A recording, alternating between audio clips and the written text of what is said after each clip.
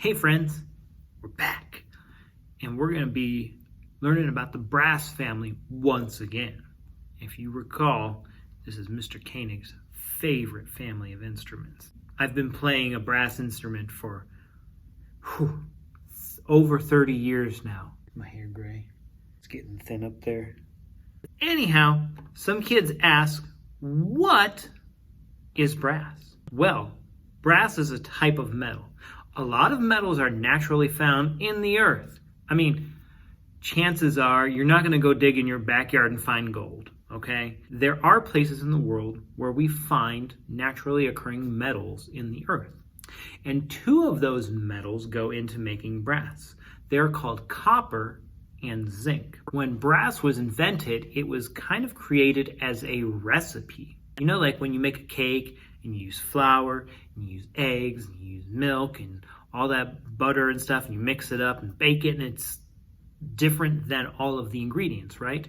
Well, brass is kind of the same way. I don't know how the metallurgists create it. They must melt it down and mix it up in some sort of form or fashion. But basically, that's how brass is made. Now, these are all examples of things that are made out of brass, like that bell and this artwork, like the dragon and the, I think it's a bird or a griffin down in the right corner. Even the pipes and the kettle that you see, those are all made out of brass.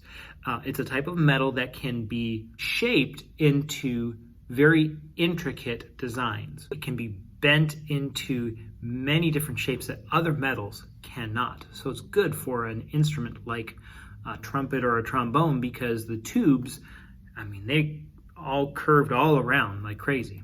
I'll start with what we call our natural or Baroque trumpet and horn that you see here on the screen. Notice that these are in a museum. That's because most of these type of instruments are no longer played. Notice the shape of these instruments. I wonder, do they look similar to any brass instruments that you have seen before? If you're thinking that they do look like a trumpet and horn, fantastic. If you're not sure, that's okay. We're here to learn, right? Also, notice there are no buttons or valves on these instruments. How do you think that you would change the notes without any buttons or valves? Don't worry, I'll cover that. Here's an example of somebody playing one of those Baroque trumpets.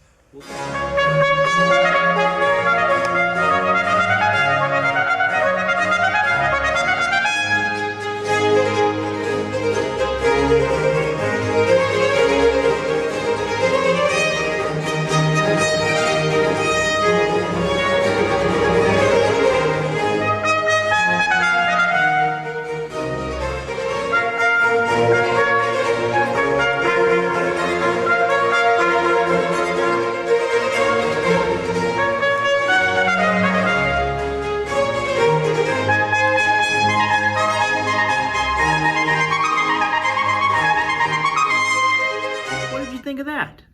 Did you notice that he was moving his fingers? That's because that trumpet has holes in it, kind of like this recorder.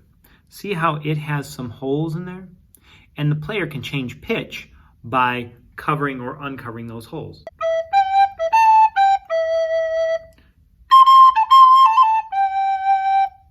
That's a different family of instruments. We'll leave that for next time. Let's get into the modern instruments, the instruments that you will see in bands and orchestras. First is the tuba. This is a kid favorite because it is the largest and lowest sounding instrument in the brass family. It usually plays what we call the bass line in a song. Boom, boom, boom. But tuba players have to be able to play melodies as well when they need to. If you unwrapped it, if you took all the tubes and unbent them, it might break, but if you unwrapped them and stretched them, it would be 18 feet long. From here where I'm sitting to the dry erase board behind me, that's about 18 feet. It also weighs between 25 and 35 pounds. That's like a kindergartner. Well, maybe a little bit less than a kindergartner. Let's check out some tuba music and see if you like it.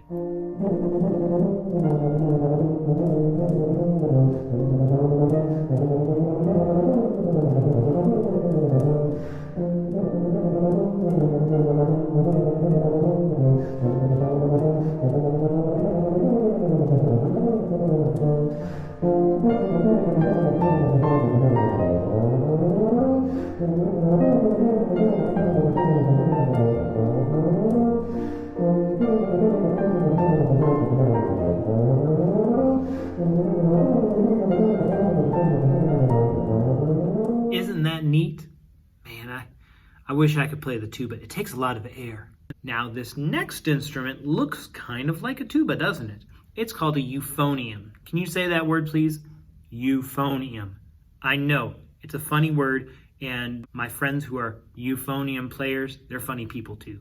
You won't tell them I said that, will you? So it looks like a miniature tuba. It's not quite as big. It's about half the size of the tuba. So it's not quite as low of a pitched instrument. The euphonium players get to play the accompaniment in a song. Accompaniment. That's a funny word, isn't it? In other words, the euphonium can play interesting parts in the band that aren't the melody. It has valves, just like the tuba. Those are those buttons that you push down. And that means it can be played very fast. Let's hear what the euphonium might sound like.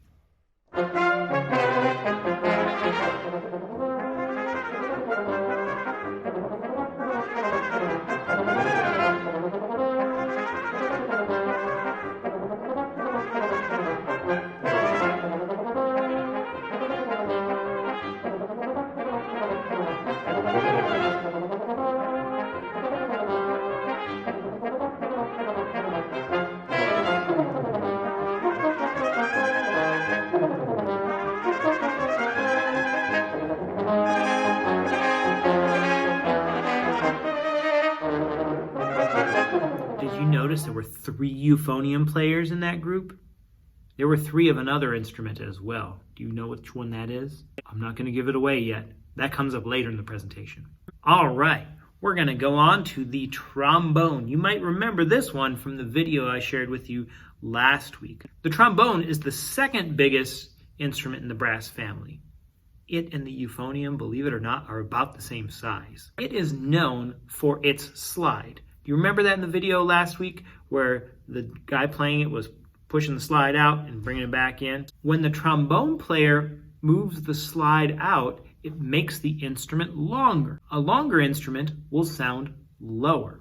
That means that the trombone can change pitches really easily. As a matter of fact, it's the first brass instrument that could play all of the notes. You know, like do, re, mi, fa, sol, la, ti, do, and everything in between those. Let's check out what the trombone sounds like.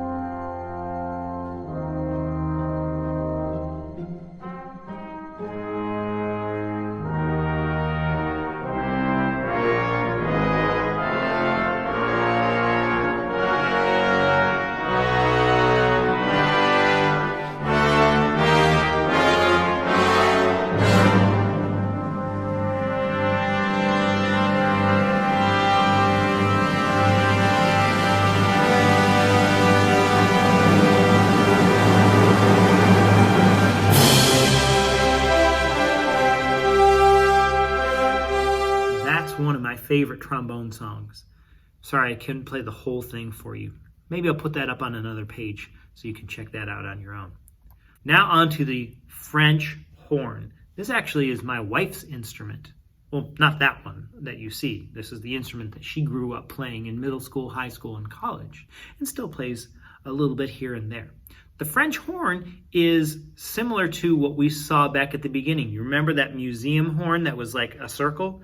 This is the same type of instrument. Only our modern French horn has a lot more tubes. And if you unwrap this one, it's really long. It's almost as long as the tuba. It's about 12 feet long. That's like if you took 5 steps, 5 big steps, yeah. It actually, today, the French horn has 2 sets of tubing. It's like a double instrument. What's really neat about those valves is that instead of going up and down like the valves of the tuba and the euphonium, the valves actually twist or rotate. They're called rotary valves. And something unique about the French horn that's different than all the other brass instruments is that when you play it, you actually have to put your hand inside the bell. Let's hear a wonderful French horn song.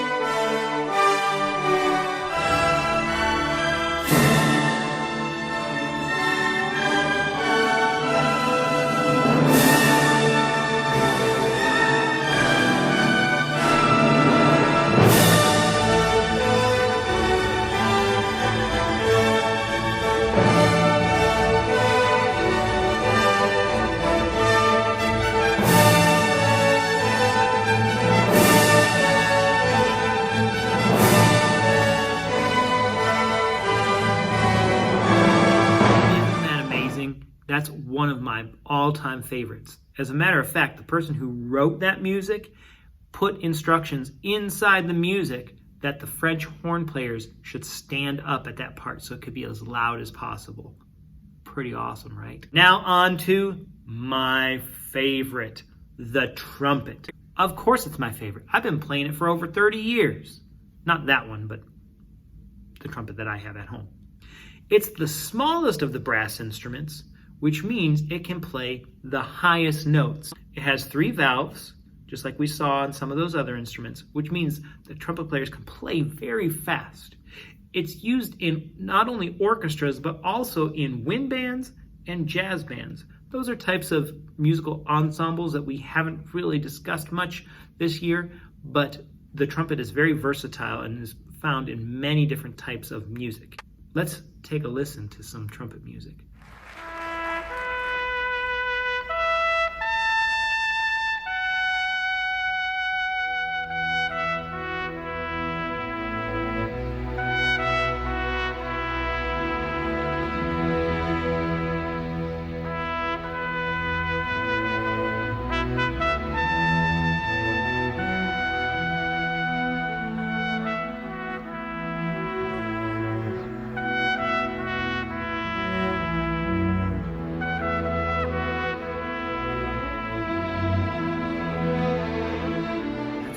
Favorites. I've played that one before. It's actually from a movie called Lincoln, about Abraham Lincoln. Let's hear one more example of the trumpet.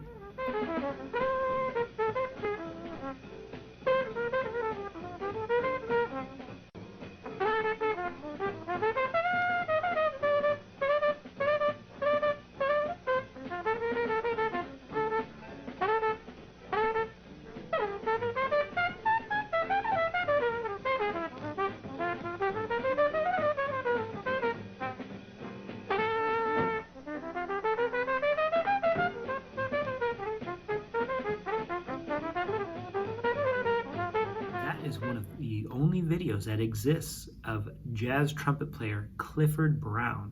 He was very young there. He was probably only about 20 or 21 years old when he played that. Can you imagine being that good, that young? Let's end this with a couple examples of some brass ensembles. We'll see what these instruments sound like as a group together.